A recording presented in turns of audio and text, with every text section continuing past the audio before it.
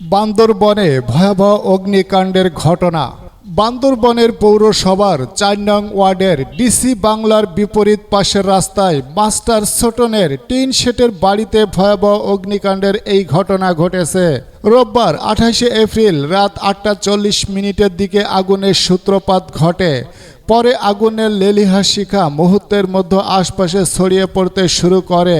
অগ্নিকাণ্ডে আক্রান্ত বাড়ির পাশের এনআরসি ব্যাংকের বিল্ডিং রয়েছে এবং সানি শোরুমের একটি বিল্ডিং রয়েছে। সানি শোরুমের বিল্ডিংয়ের কিছু অংশ ক্ষতিগ্রস্ত হয়েছে।